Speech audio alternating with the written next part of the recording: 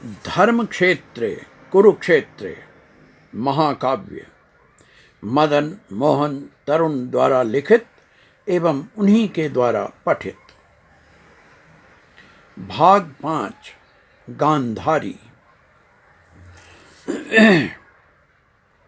जब भीष्म ने मांग की गांधार नरेश से उनकी सुंदरी स्वरूपा स्वाभिमान संपन्न पुत्री गांधारी की, तब सहज नहीं रहे महाराज सुबल।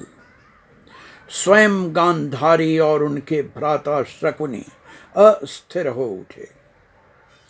सबने सोचा था स्वयंवर में स्वेच्छा से किसी तेजस्वी राजकुमार का वरण करेगी गांधारी, किंतु सामने खड़े थे महाबली भीष्म, जो अकेले ही एक विशाल सेना थे।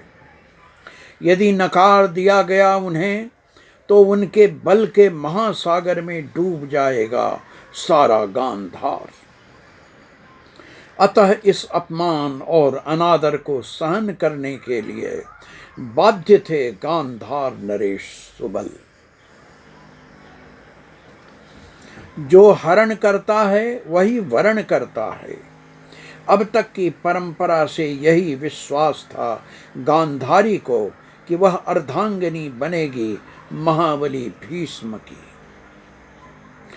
जिस प्रकार उसे गांधार से छीन कर लाया गया था, करीब करीब बलपूर्वक, उसमें इतना ही संतोष था।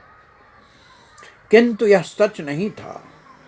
उस सुंदरी स्वरूपा स्वाभिमान संपन्न गांधारी को बिना उससे कुछ कहे पूछे एक मूक पशु की तरह बांध दिया भीष्म ने धृतराष्ट्र के खूंटे से, जो था जन्मांध। महासुंदरी गांधारी, जिसके रूप से दर्पण भी संकुचित हो जाता था, जो पुत्री थी एक सम्राट की, जिसके जीवन की उद्दाम तरंगें प्रतीक्षा कर रही थीं किसी महासागर की, वह गिरी एक गड्ढे में जहां अंधकार और कीचड़ के सिवा कुछ भी नहीं था। जीवन का यह अपमान, यह निरादर असह्य हो गया गांधारी के लिए। डूब गया उसके यौवन, उसकी महत्तर महत्वाकांक्षाओं का कमल पुष्प एक पंकल सरोवर में। हाहाकार कर उठा उसका हृदय, जिसे देखने के लिए उसके पति की आंखें नहीं, क्या करेगी वह आंखें रखकर। रह क्या गया उसके लिए देखने को। असंभव होगा उसके लिए प्रतिपल अंधे सम्राट को पति के रूप में देखना। गांधारी भी अब नहीं देखेगी कुरुवंश का भवन, अपने आहत स्वाभिमान का पिंजर, जिसमें जीवन भर बंदिनी रहेगी वह एक पशु की तरह। नहीं स्वीकार उसे यह संसार, यह अंधकार का साम्राज्य, यह अधिकार। और तभी से गांधारी ने बांध ली पट्टियां अपनी आंखों पर।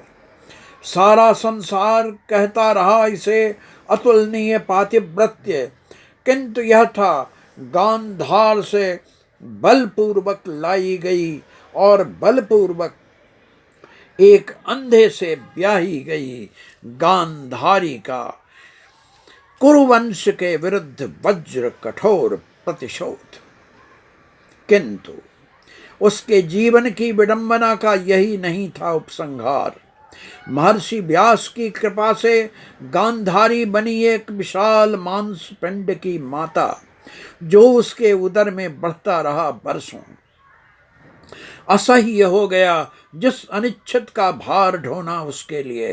अपने हाथों से के अनवरत प्रहार से गांधारी ने बाहर कर दिया वह मांस पिंड अपने उदर से, और नोच नोच कर जिसे बांटा गया 101 टुकड़ों में। उसी से निर्मित हुई उसकी संतानें, 100 पुत्र और 1 पुत्री। गांधारी का अपना ही अपमानित जीवन, आहत स्वाभिमान, प्रतिशोध की भीतर प्रतिपल धधकती ज्वाला ही जैसे बह गई उसकी समस्त संतानों की रक्त की धमनियों में। और सारा कुरुवंश डूब कर बह गया अपनी ही संतानों के कुकर्मों की धारा में। चुप रही गांधारी, अपनी ही भांति आहत अभिमान अपने भाई शकुनि का विध्वंसक छल खेल देखती हुई भी कुरुवंश के विरुद्ध। और यही था उसके आहत स्वाभिमान का सर्वनाशक प्रतिशोध।